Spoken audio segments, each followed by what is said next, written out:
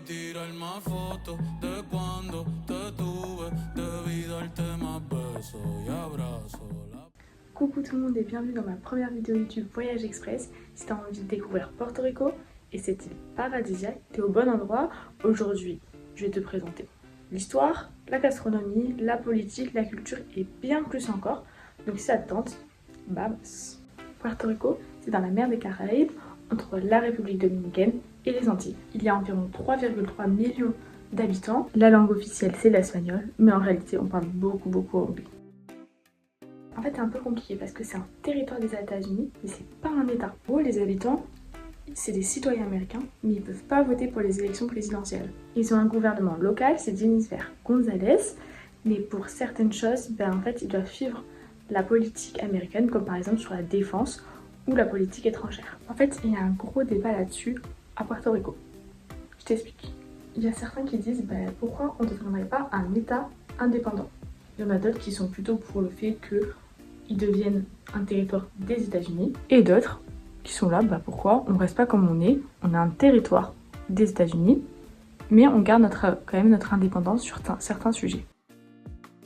C'est Christophe Colomb qui a découvert Puerto Rico en 1493.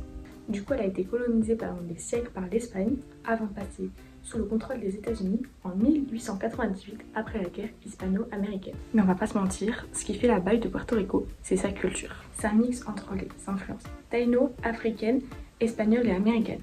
Tu dois connaître Daddy Yankee, Bad Bunny, Balvin, et en fait, ils sont tous originaires de là-bas. Puerto Rico, c'est la capitale du reggaeton.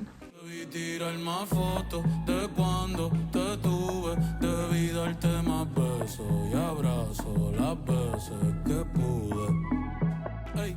Si tu veux un peu plus de culture, je te conseille le film La Guacara qui te plonge dans la réalité sociale de cette île. C'est un moyen de suivre le quotidien de ces puertoricains. Ah oui, il y a aussi l'artiste Louis Raphaël Sanchez, c'est la figure de la littérature puertoricaine. Alors le plat de base, c'est le mofongo. C'est de la banane plantain écrasée avec de la viande ou de la crevette. Ensuite, on a le lechon, c'est du cochon de lait rôti. Bien évidemment, on ne peut pas oublier la pina colada, c'est la spécialité là-bas. Et ils gardent bien la recette secrète. Petite anecdote, Puerto Rico, c'est hyper connu pour son rhum. Je sais pas si tu as déjà goûté le Bacardi ou le Don de Cu, en fait ça vient de là-bas. Il y a aussi le rhum local, le Pitoro, mais celui-là, il est beaucoup plus fort. Bon. On va pas se mentir, si tu viens à Porto Rico, c'est quand même pour visiter. Alors je vais te donner les lieux incontournables. Si t'es plutôt visite, je te dirais d'aller au Viejo San Juan. C'est une vieille ville avec des rues pavées et des maisons colorées. Et ensuite tu peux aller dans la forteresse El Morro. Si t'es plutôt nature, je te dirais d'aller à la forêt El Ñonque. C'est une forêt tropicale où tu peux faire des randos et découvrir toute la faune et la flore de Puerto Rico. Si tu veux juste te poser à la plage, tu peux aller à Culebra et Vieques. Et là, c'est juste de l'eau cristalline et du sable fin. La vie de rêve. Maintenant tu sais tout sur Puerto Rico, la culture, l'histoire, la gastronomie, la politique. Donc si t'as aimé la vidéo, mets un petit like. Dis-moi où t'aimerais aller à Puerto Rico. Et si t'as envie de découvrir d'autres pays, reste connecté. À la prochaine dans Voyage Express. Debí tirarme fotos de cuando te tuve, debí darte más besos y abrazos. Et j'ai oublié de dire, n'hésite pas à me mettre des conseils en commentaire. Parce que là c'est ma première vidéo, mais j'aimerais bien progresser.